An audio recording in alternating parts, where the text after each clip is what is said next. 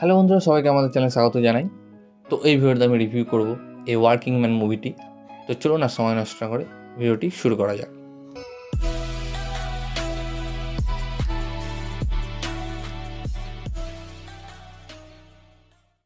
তো এই মুভিটি ডাইরেক্ট করেছেন ডেভিড আয়ার, যাকে আপনারা চিনেন সুসাইড স্কোয়াডের ডাইরেক্টর হিসাবে এবং যাকে নিয়ে অনেক কন্ট্রোভার্সিও হয়েছিল।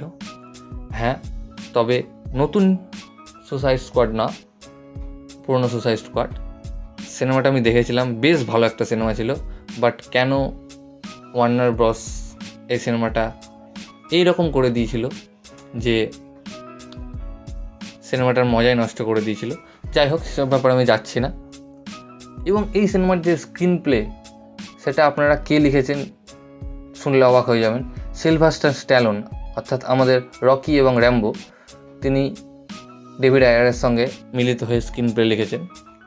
আমি ভাবতে পারছি না যে তিনি এত সুন্দর স্ক্রিন প্লে লিখতে পারেন, কারণ এই সিনেমাটার গল্পটা বেশ আমাকে ভালো লেগেছে। এবং এই মুভিটি চাক ডিকসনের লেভন ট্রেড বই থেকে নেওয়া হয়েছে এবং এটিও একটি অ্যাকশন থ্রিলার জনরার মুভি। মুভির গল্প যে খুবই আহামরি তা না।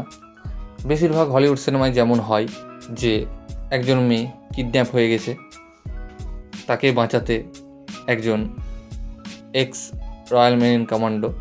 তো এই ধরনের সিনেমা আমরা প্রচুর দেখেছি হলিউডে, কিন্তু এই সিনেমাটা দেখে একবার আমার বোর ফিল হয়নি, কারণ এই সিনেমার যে এক্সিকিউশনটা সেটা বেশ ভালো, বেশ মজা আসে।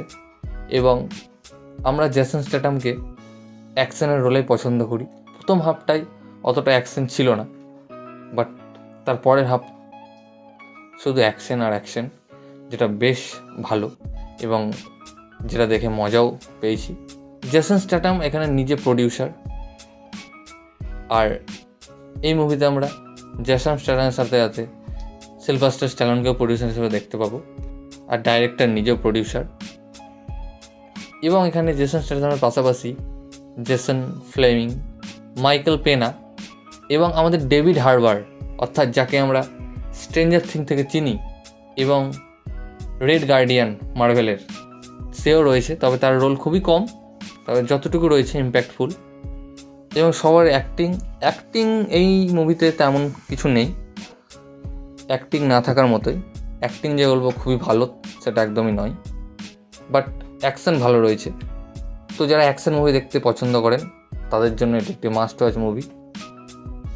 এবং এই মুভিটি আমাজন প্রাইমে হিন্দিতে অ্যাভেলেবল রয়েছে, আপনারা গিয়ে দেখতে পারেন।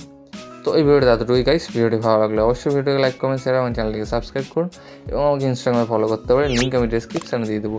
ভিডিওটি দেখার জন্য থ্যাংক ইউ, ধন্যবাদ।